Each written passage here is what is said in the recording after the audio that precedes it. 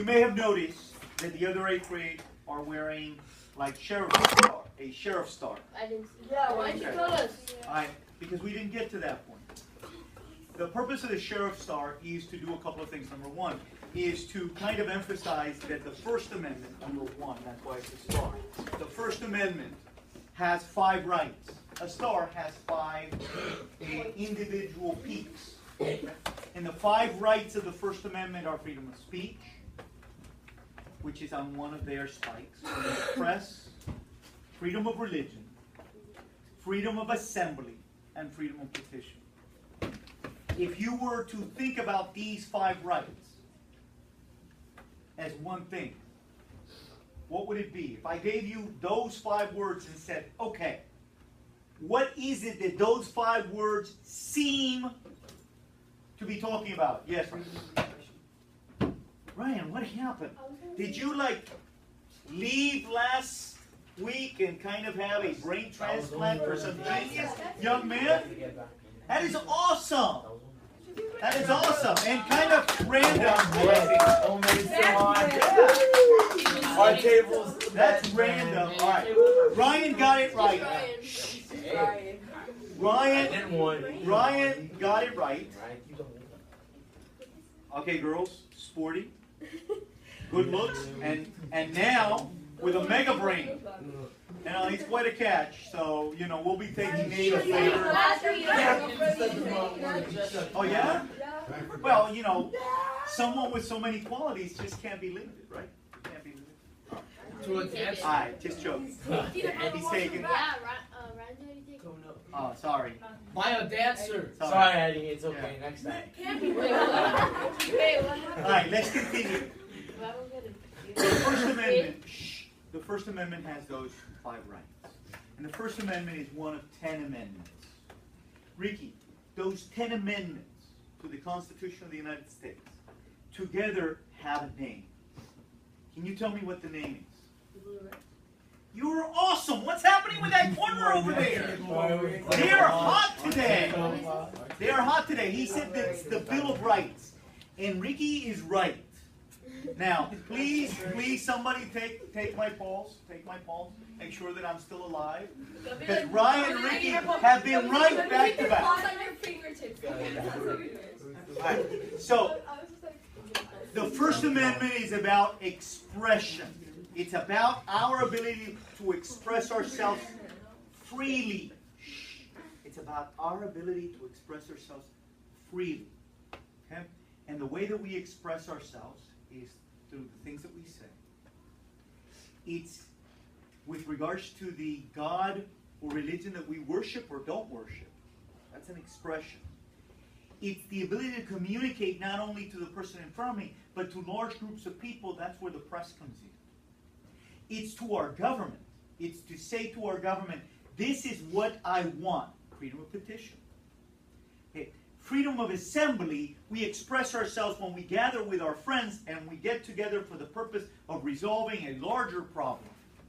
So the First Amendment is about expression. It's about being able to be free to discuss, analyze, and take in different things. And all of us have different expressions. The Second Amendment. The Second Amendment to the Constitution really is an amendment that focuses on militias. And you're saying, what's a militia? Well, in order to understand militias, you have to understand that when the United States was just a whole bunch of colonies, and they had to, in essence, put up a struggle against England, it was the fact that each of the colonies came together and built a group of fighting men for the purpose of going against England. Now, what was unique about this group of fighting men that makes this whole struggle so unique is that the English followed certain rules of fighting. And those rules of fighting that the British used were rules that were really developed in Europe. You have to remember that Europe is right now, or during that period of time, an area where there were big cities, there were roads, there were buildings, there were structures in the way. America is nothing like that. America large portions of America or the colonies during this time is the wilderness. So the British are employing tactics that were developed for fighting wars in Europe. And here you have a whole bunch of, farmers and mountain people and stuff like that that don't know anything about fighting. What they know is about hunting. So they then began to employ some hunting techniques, like hiding behind a tree, to shoot at turkeys. While the British were all in a straight line. Well, if the British were all in a straight line, now the British are the new turkeys. Okay. And those groups of fighting men formed together and they formed militias. Probably the most famous of them were the Minutemen. And they were called the Minutemen because they were supposed to be ready to fight in a minute's notice. So as a consequence, that slogan, that saying became part of who they were. They were the Minutemen. So if the British were coming, they would all assemble in a minute's notice. Everybody would take their rifle, their gun, their stuff for hunting off the mantle and go out and fight the British. Okay, so they were the Minutemen. But along with the Second Amendment right to have a militia is also the Second Amendment right to bear arms. And this is a very controversial one today because the United States is a country where individual citizens can go out and buy a gun. They can go out and hunt. They can go out and practice shooting at shooting ranges. This is not true throughout the world. And it's a dangerous right because it's a right that oftentimes causes one citizen to commit violence against another citizen, right? If you own a gun, ultimately the gun has a purpose and that's to go off, and sometimes it goes off in practice or in hunting, and other times it goes off by accident. Ask Jose Canseco, Jose Canseco was at one point in time one of the most revered athletes, at least in South Florida. Why? Because he was a Cuban-American idol. As a rookie, he was Rookie of the Year with the A's. He was like great, and every Cuban looked up to him.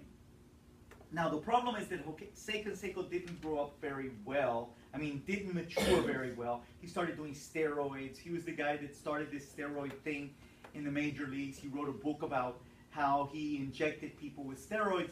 And during the latter part of his profession, he wasn't very good. There's a famous clip of Jose Canseco going for a fly ball, and then he's like this, and the fly ball hits him in the head. Okay, and then not only hits him in the head, but bounces over the fence for a home run. So unfortunately, he started as a hero, he ended as a clown, but last week he blew his finger off while cleaning his gun. Last week, he blew, it was either last week or like Monday. He was cleaning his gun, he lives in California, and he blew his finger off. But who cleans a gun when it's loaded? That's a very good question. So there is the point of the Second Amendment right to bear arms. Weapons sometimes go off and sometimes have unintended effects. In his case, it blew his finger off. In the case of parents leaving a gun around and little kids grabbing it, sometimes taking it to school, other times playing with their friends and inadvertently shooting them, that's happened in the United States. In other cases, people utilize guns in order to, inflict injury on each other. So the Second Amendment right to bear arms is controversial because it has all of these effects. But why was it so important, and so important that right after expression, which is the First Amendment, was it put in the Constitution? It was put in the Constitution because, but for the fact that these guys had rifles on their mantle, we'd still have probably the Queen as the figurehead, like in Canada. Canada has a democratic government, but the Queen is still the Queen in Canada, it's still in the Bahamas, and so on. We would not have won a revolution against England. We probably would be speaking a very different type of English and have a different form of government today. We wouldn't be part of England because England ultimately let go most, if not all of its colonies in peaceful method. We were the only colony that actually revolted and had a revolution and kicked England out. England let go of all of these other colonies. But that's why that right is so important, because but for the fact that these guys had guns, they were able to wage an important revolution. But for the fact that they had guns, they had Washington. Why? Because if they didn't have guns, Washington wouldn't have had an army to be the general of. And therefore, Washington would not have been this revered figure in the United States. So the right to bear arms is such an important right. Okay? Quartering soldiers in the Third Amendment.